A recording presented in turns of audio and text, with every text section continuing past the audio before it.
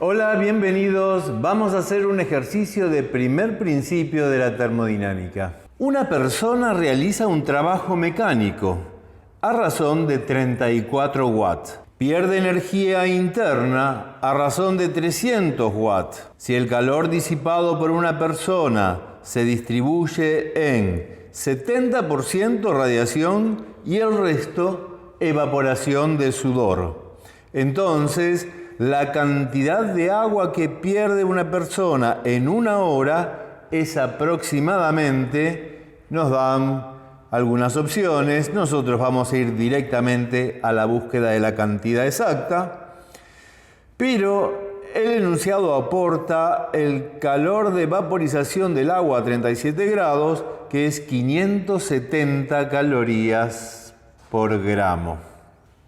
Obviamente, este ejercicio se resuelve con el primer principio de la termodinámica, que decía que el calor intercambiado por un cuerpo es igual a su variación de energía interna más el trabajo que realiza. Bien, una de las primeras cuestiones que tenés que tener en claro es que el cuerpo humano o cualquier otro cuerpo animal no es un cuerpo simple, no es un gas ideal, no es una roca. Con lo cual, el hecho de mantener su temperatura constante para nada implica que no varíe su energía interna.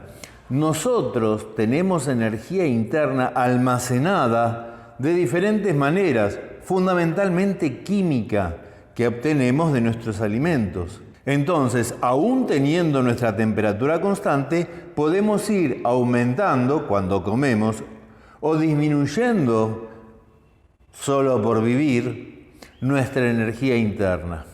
La otra cuestión que tenés que tener presente en muchos ejercicios de primer principio es que el primer principio también se puede expresar o entender como un balance de potencias. Fíjate, en el primer principio, si dividimos miembro a miembro por el mismo intervalo de tiempo, delta T, lo que obtenemos es un balance de potencias, que se podría leer así: la potencia con la que intercambiamos calor es igual a la potencia con la que variamos nuestra energía interna más la potencia con la que realizamos un trabajo. Y eso es justamente lo que nos va a permitir aplicar los datos del enunciado. La potencia con la que intercambiamos calor es igual a la potencia con la que disminuimos nuestra energía interna, en este caso menos 300 watts, más la potencia con la que trabajamos, más 34 watts. Eso nos da un resultado parcial que indica que la potencia con la que intercambiamos calor es menos 266 watts. Por supuesto, ese menos indica que nos quitamos calor. Sudando o irradiando nuestro propio calor, estamos perdiendo energía y eso justifica plenamente ese menos. En este ejercicio, lo que interesa la pregunta aplica a la cantidad de calor que perdemos por transpiración. Y dice que solo el 30 lo perdemos por transpiración y el 70 por radiación. Entonces, la potencia de calor que intercambiamos por sudor será igual a 0,3 por menos 266 watts, o sea, 80 watts. Si lo que se quiere es conocer el calor perdido en una hora, simplemente con esa potencia la multiplicamos por una hora y obtenemos el calor total intercambiado en una hora. O sea, 80 joules por segundo por 3.600 segundos, obtenemos 287.000 joules. Vamos a pasarlo a calorías para hacer la parte de calorimetría con más comodidad. Los 287.000 joules equivalen a 68.600 calorías.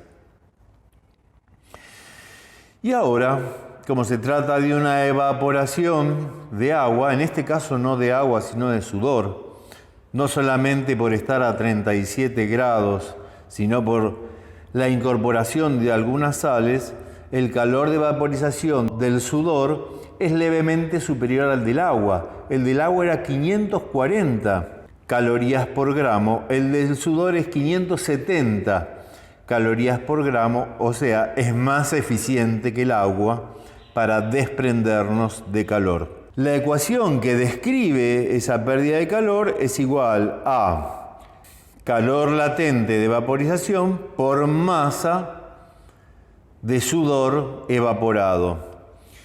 De ahí despejamos la masa, va a ser igual a la cantidad de calor que nos sacamos dividido el calor latente de vaporización, o sea, 68.600 calorías dividido 570 calorías por gramo. Y eso nos da 120 gramos.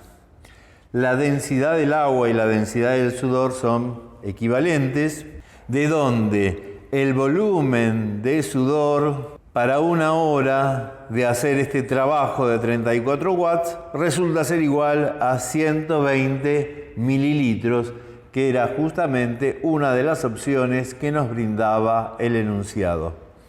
Bien, son muy interesantes estos ejercicios que plantean termodinámicas del cuerpo humano o de cualquier otro animal, incluso plantas. Te agradezco la atención y sin más que agregar para este ejercicio, me despido hasta el próximo video.